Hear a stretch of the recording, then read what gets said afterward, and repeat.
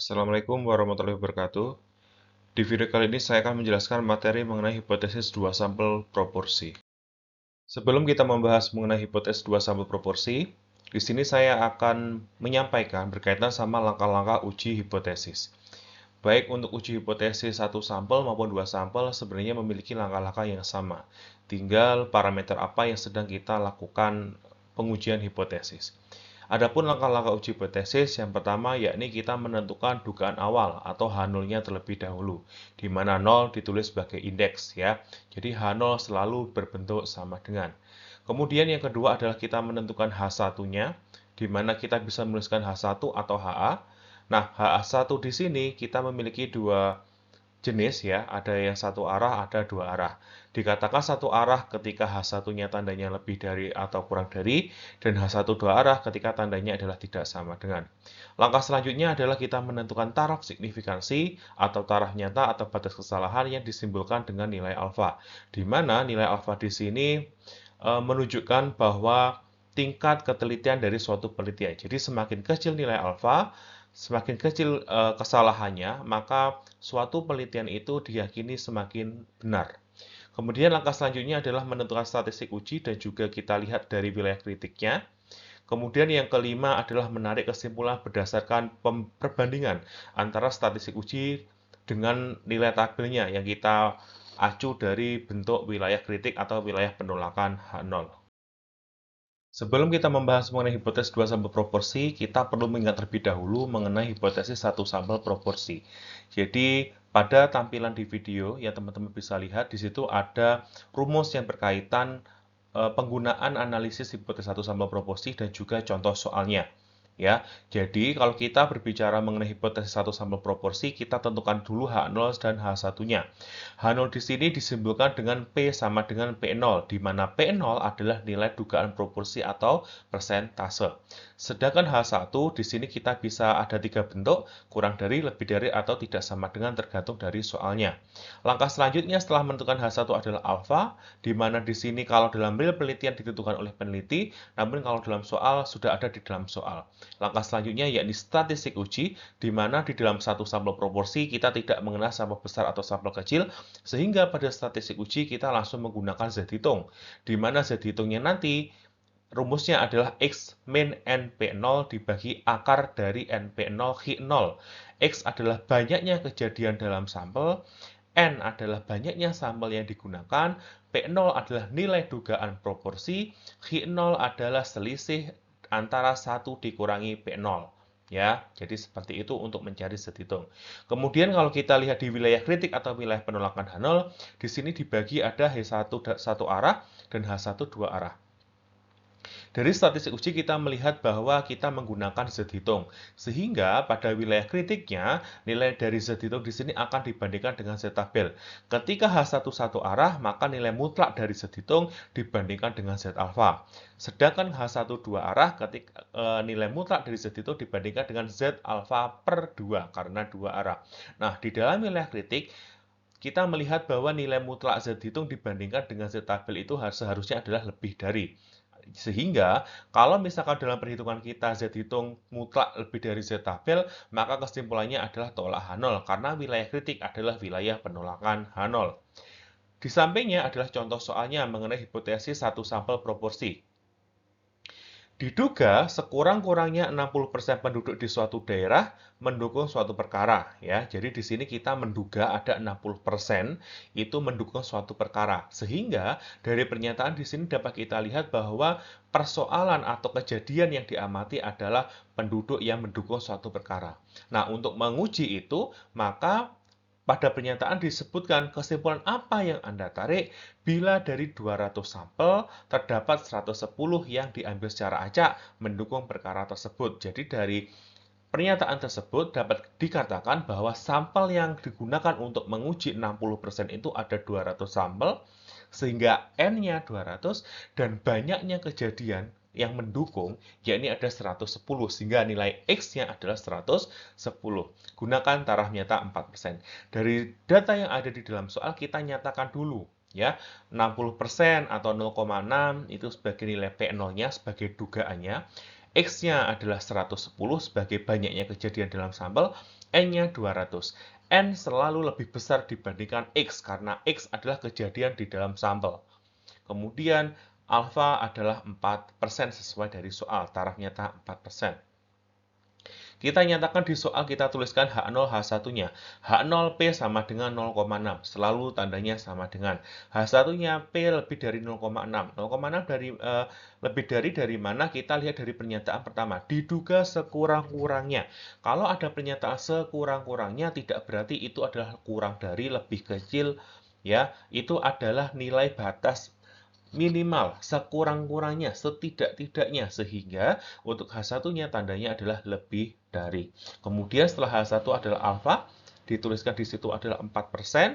Selanjutnya adalah statistik ujinya, kita menggunakan Z hitung, rumusnya adalah X min N P0 dibagi akar N P0 dalam kurung 1 min P0.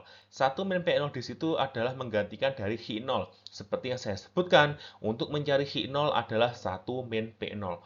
Dari rumus tersebut ya, dari angka-angka yang ada di atas sebelumnya yang sudah kita nyatakan, tinggal kita substitusikan sehingga nanti ketemu nilai Z hitung adalah minus 1,44. Nilai Z hitung min 1,44, kemudian kita bandingkan dengan Z tabel. Z tabel di sini kita menggunakan nilai alfa, cukup alfa saja, bukan alfa dibagi 2, karena H1-nya adalah satu arah, lebih dari tandanya. Maka nanti kita bandingkan antara nilai mutlak Z hitung dengan Z tabel. Mohon maaf, untuk Z tabel di sini tandanya mutlaknya dihilangkan ya, karena sebenarnya itu tidak perlu dikasih tanda mutlak. Jadi nilai mutlak Z hitung dibandingkan dengan Z alfa. Nah, tinggal kita masukkan saja. Nilai mutlak Z itu min 1,44, Z alfa, Z 0,04 kita lihat di dalam tabel Z. Ya, teman-teman sudah mempelajari cara melihat tabel Z, jadi tidak perlu saya jelaskan ulang. Nah, kemudian diperoleh bahwa nilai mutlak minus 1,44 menjadi positif, kemudian Z 0,04 ketemunya adalah 1,75, di mana tandanya adalah kurang dari, yang artinya nilai mutlak Z itu lebih kecil dibandingkan Z tabel. Apakah ini sesuai dengan wilayah kritik? Kita lihat wilayah kritik tandanya lebih dari, sedangkan di hasil analisis tandanya kurang dari, sehingga hasilnya adalah berbeda. Karena berbeda dengan wilayah kritik sebagai wilayah penolakan H0, maka kesimpulannya adalah terima H0. Itu ya. Jadi kita lihat, karena tandanya beda. Kalau wilayah kritik maunya lebih dari untuk menolak, sementara hasilnya kurang dari, sehingga keputusannya adalah terima H0. Nah, sebelum kita masuk ke hipotesis 2 sampel proporsi, kita juga perlu mengingat mengenai hipotesis 2 sampel rata-rata, supaya teman-teman tahu membedakan antara rata-rata dan juga proporsi. Kalau kita melihat di rata-rata, di sini kita ada dua bentuk dari hipotesis, ya. Ada yang pertama ada diketahui nilai selisihnya, yang kedua adalah tidak diketahui nilai selisihnya. Di mana nilai selisihnya di sini disimbolkan dengan bentuk atau simbol D0 ya. D0 adalah nilai dugaan selisih dari rata-rata. Sementara kalau misalkan di dalam soal tidak ada nilai dugaan selisihnya, kita bisa menggunakan bentuk hipotesis yang sebelah kanan. Kemudian setelah kita menentukan H0 sama H1, kemudian langkah selanjutnya adalah kita lihat nilai alfanya, kemudian statistik uji. Ya, di statistik uji di sini juga sama seperti satu sampel rata-rata. Kalau teman-teman sudah mempelajari, di mana kita menggunakan Z hitung untuk sampel besar dan kita menggunakan T hitung untuk sampel kecil, ya. Nah, karena kita menggunakan dua sampel, maka pernyataan sampel besar itu ketika N1 atau sampel pertama, ukuran sampel pertama ditambah ukuran sampel kedua yang disimpulkan dengan E2 itu lebih dari 30. Tapi kalau misalkan dikatakan sampel kecil ketika ukuran sampel pertama ditambah ukuran sampel kedua kurang dari sama dengan 30. Sampel besar menggunakan Z hitung, sampel kecil menggunakan T hitung. Di mana kalau kita menggunakan sampel kecil, kita harus memperhatikan di dalam soal. Apakah di dalam soal itu ada pernyataan varian sama atau tidak ada pernyataan varian sama? Ya, jadi itu yang harus teman-teman perhatikan secara hati-hati. Jika nanti ada asumsi varian sama, jika ada asumsi ragam sama, asumsi simpangan baku atau standar deviasi sama, kita menggunakan T hitung yang atas. T hitung sama dengan X1 bar min X2 bar min D0 per SP akar 1/N1 plus 1/N2, di mana nilai SP itu dihitung dari rumus bawahnya, yakni SP kuadrat. Nah, D0 di sini teman-teman yang harus teman-teman perhatikan, ketika nanti di dalam soal kita menggunakan hipotesis yang ada selisih dugaan nilainya, maka kita menuliskan nilai D0-nya berapa. Namun kalau misalkan di dalam soal tidak ada nilai D0-nya, tidak ada nilai dugaan selisihnya, maka nilai D0-nya itu nilainya adalah 0. Jadi kalau kita menggunakan hipotesis perbandingan atau pertidaksamaan, D0-nya adalah 0. Nah, untuk mencari SP dari rumus yang bawah ya, itu juga harus diperhatikan rumusnya jangan sampai salah. SP kuadrat sama dengan N1 min 1 dikali S1 kuadrat plus N2 min 1 dikali S2 kuadrat dibagi N1 plus N2 dikurangi 2 ya. Itu. Kemudian jika tidak ada asumsi varian sama, kita menggunakan rumus yang bawah ya, T hitung yang bawah. Bentuknya sama seperti Z hitung, tapi penyebutnya yang membedakan. Wilayah kritiknya ini juga sama ya, jadi Z hitung dibandingkan Z tabel, T hitung dibandingkan T tabel. Ya, teman-teman bisa menyimak dari pemaparan materi tentang hipotesis satu sampel rata-rata sebelumnya. Nah, sekarang kita masuk materi mengenai hipotesis dua sampel proporsi. Jadi, ini yang membedakan proporsi dan rata-rata. Jika di dalam rata-rata ada hipotesis ketika nanti ada dugaan selisihnya, tapi kalau di dalam dua sampel proporsi itu tidak ada, teman-teman. Jadi, kita hanya membandingkan saja. Apakah proporsi populasi 1 sama dengan proporsi populasi 2 itu sama atau tidak. Ya, apakah persentase dari populasi 1 dengan persentase populasi kedua itu sama atau tidak. Hanya sebatas itu. Tidak ada nilai selisihnya seperti rata-rata. Tadi kalau rata-rata kita lihat ada nilai D0-nya. Tapi kalau proporsi tidak. Jadi kita langsung membandingkan saja. Ya, di sini saya kelompok-kelompokkan. Ada H0, H1 yang pertama, kedua, yang ketiga. Jadi teman-teman di sini bisa menggunakan di antara ketiganya di sini. Tergantung dari soalnya. Ya, tapi yang pasti bentuk H0-nya itu selalu sama dengan H1, P1, bisa kurang dari, lebih dari, atau tidak sama dengan tergantung dari soal. Nah, kemudian setelah kita menentukan H0 sama H1 adalah nilai alfa. Nilai alfa di sini untuk real penelitian ditentukan oleh peneliti atau misalkan kita melakukan pengerjaan soal itu sudah ada di dalam soal. Nah, statistik ujinya kalau misalkan kita menggunakan yang rata-rata itu ada Z hitung dengan T hitung. Tapi kalau menggunakan statistik uji untuk dua sampel proporsi itu tidak perlu ada T hitung. Kita cukup menggunakan Z hitung sama kayak satu proporsi.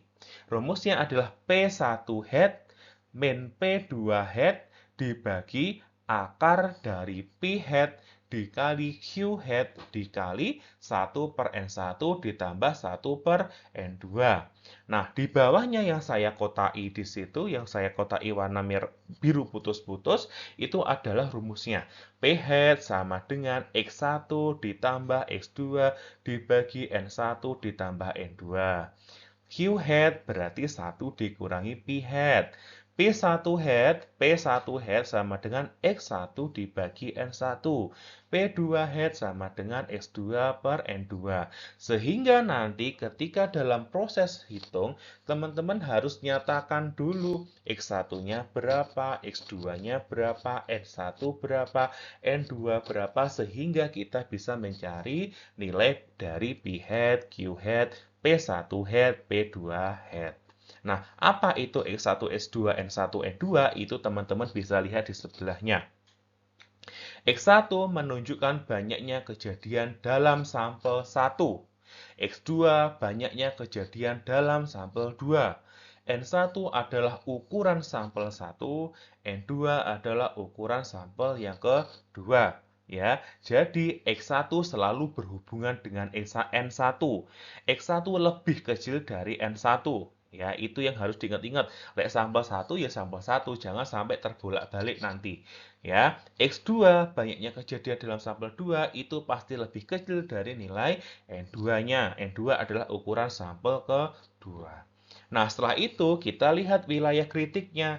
Wilayah kritiknya H1 satu arah dan H1 dua arah. Nilai mutlak dari Z hitung lebih dari Z alfa untuk satu arah. Nilai mutlak Z hitung lebih dari Z alfa per 2 untuk dua arah. Sama kayak yang rata-rata, sama kayak satu sampel proporsi. Baru dari sini, dari wilayah kritik di sini, baru dapat kita simpulkan apakah kita terima atau kita tolak dari H0. Nah, di sini adalah contoh soal hipotesis dua sampel proporsi. Yang sebelah kiri itu adalah rumus yang saya ringkas di sebelah kiri, sebelah kanan adalah contoh soalnya. Ya, kita baca bersama-sama, teman-teman juga bisa baca. Sebuah pabrik memproduksi dua merek rokok yang berbeda, ya. Berarti ada dua merek rokok. Ternyata 56 orang di antara 200 perokok menyukai merek A. Dan 29 di antara 150 perokok menyukai merek B. Berarti kita membandingkan merek A dan juga merek B. Di mana merek A, sampelnya itu N1-nya itu 200, X1-nya 56. Kenapa demikian? N selalu lebih besar dari X. Yang merek B juga sama, berarti B itu adalah sampel yang kedua, N 2-nya 150, X2-nya 29. Selalu seperti itu. Ingat-ingatan, X lebih kecil dari N. Ya, selalu seperti itu. Dapatkah disimpulkan bahwa persentase atau proporsi yang menyukai merek A lebih besar dibandingkan merek B? Ujilah hipotesis dengan taraf nyata 6%.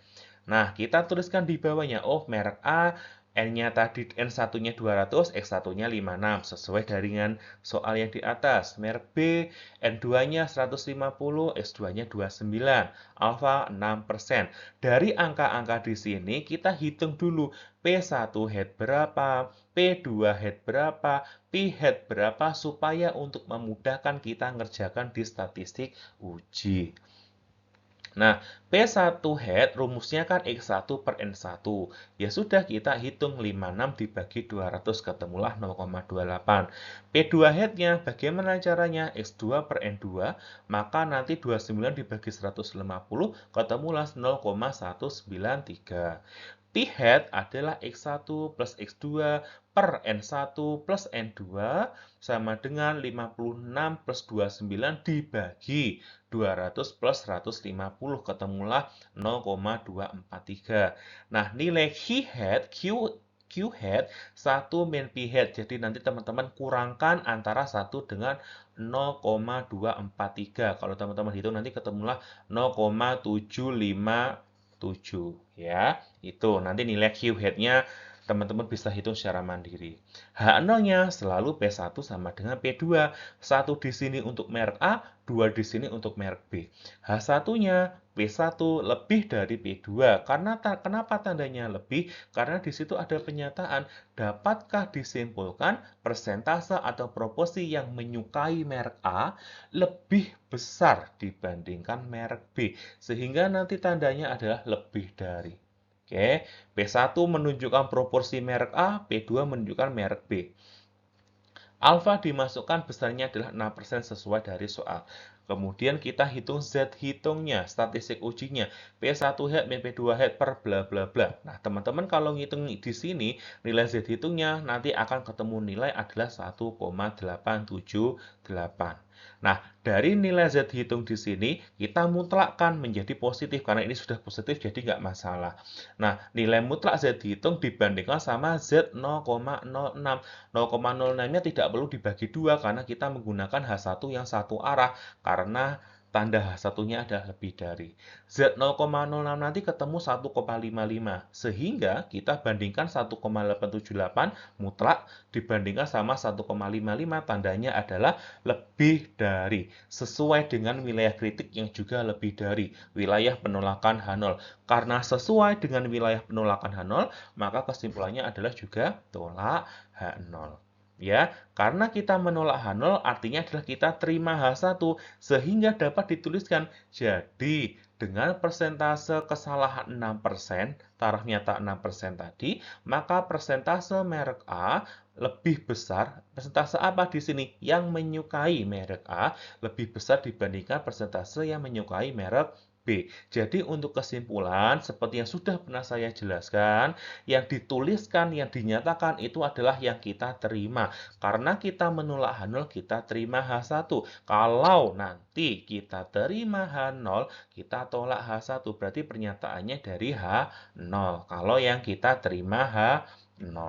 Nah, berhubung di sini adalah kesimpulannya kita tolak H0, maka yang dinyatakan di dalam kesimpulan adalah dari H1-nya. H1-nya tandanya adalah lebih dari. Ya sudah, kita tuliskan persentase merek A lebih besar dari yang merek B. Demikian penjelasan saya mengenai hipotesis dua sampel proporsi.